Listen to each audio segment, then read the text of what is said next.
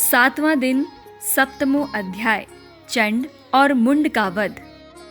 मैं मातंगी देवी का ध्यान करता हूँ। वे रत्नमय सिंहासन पर बैठकर पढ़ते हुए तोते का मधुर शब्द सुन रही हैं। उनके शरीर का वर्ण श्याम है। वे अपना एक पैर कमल पर रखे हुए हैं और मस्तक पर अर्धचंद्र धारण करती हैं तथा कल्हार पुष्पों की माला धारण किए वीणा बजाती हैं। उनके अंग में कसी हुई चोली शोभा पा रही है। वे लाल रंग की साड़ी पहने हाथ में शंखमय पात्र लिए हुए हैं। उनके वदन पर मधु का हल्का हल्का प्रभाव जान पड़ता है और ललाट में बिंदी शोभा दे रही है। ऋषि कहते हैं, तदंतर शुंभ की आज्ञा पाकर वे चंड मुंड आदि दैत्य चतुरांगिनी सेना के साथ अस्त्र और शस्त्रों से सुसज्जित हो चल दिए। फिर गिरिराज हिमालय के सुवर्णमय ऊंचे शिखर पर पहुंचकर उन्होंने सिंह पर बैठी देवी को देखा। वे मंद मंद मुस्कुरा रही थीं। उन्हें देखकर दैत्य लोग तत्परता से पकड़ने का उद्योग करने लगे। किसी ने धनुष तान लिया, किसी ने तलवार संभाली और कुछ लोग देवी के पास आकर खड़े हो गए। तब अंबिका ने उन शत्रुओं के प्रति बड़ा क्रोध किया। उस समय क्रोध के कारण उनका मुख काला पड़ गया, ललाट में भौहें टेढ़ी हो गईं और वहां से तुरंत विकराल मुखी काली प्रकट हुई, जो तलवार और पाश लिए खड़ी थी। ये विचित्र खटवांग धारण किए और चीते के चर्मक साड़ी पहने नर मुंडों की माला से विभूषित थीं। उनके शरीर का मांस सूख गया था, केवल हड्डियों का ढांचा था, जिससे वे अत्यंत भयंकर जान पड़ती थीं। उनका मुख बहुत विशाल था। जीभ लपलपाने के कारण वे और भी डरावनी प्रतीत होती थीं। उनकी आंखें भीतर को धसी हुई और कुछ लाल थीं। वे अपनी भयंकर गर्जना से संपूर्ण दिशाओं को गूंजा रही थीं।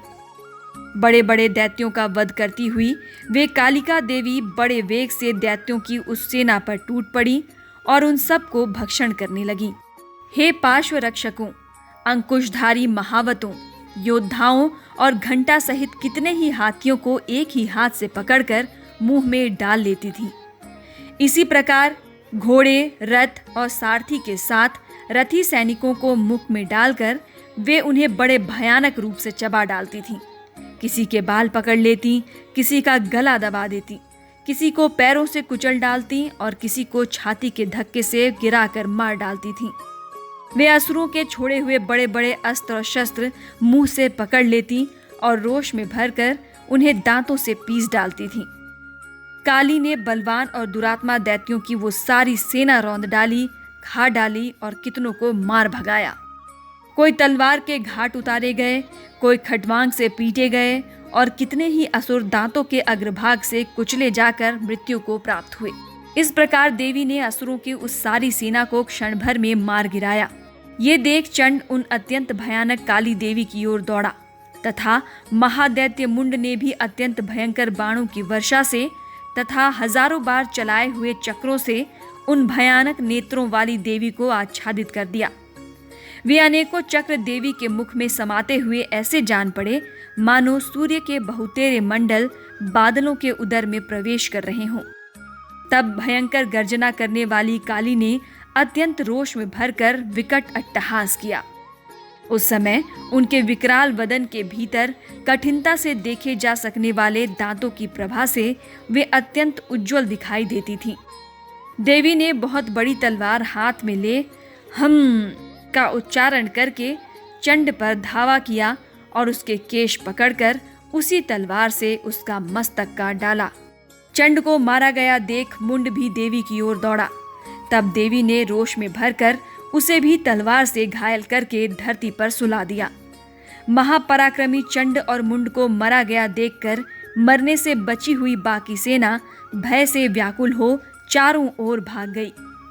तदंतर काली ने चंड और मुंड का मस्तक हाथ में ले चंडिका के पास जाकर प्रचंड अट्टहास करते हुए कहा, देवी, मैंने चंड और मुंड नामक इन दो महापशुओं को तुम्हें भेंट किया है। अब युद्ध में तुम शुंभ और निशुंभ का स्वयं ही वध करना। ऋषि कहते हैं, वहां लाए हुए उन चंड मुंड नामक महादैत्यों को देखकर कल्याणमयी चंडी ने काली से मधुर वाणी में कहा, देवी, तुम चंड और मुंड को लेकर मेरे पास आई हो, इसलिए संसार में चामुंडा के नाम से तुम्हारी ख्याति होगी। इस प्रकार श्री मार्कंडेय पुराण में सावर्णिक मनवंतर की कथा के अंतर्गत देवी महात्म्य में चंड मुंड वध नामक 7वां अध्याय पूरा हुआ। प्रेम से बोलिए जय माता दी।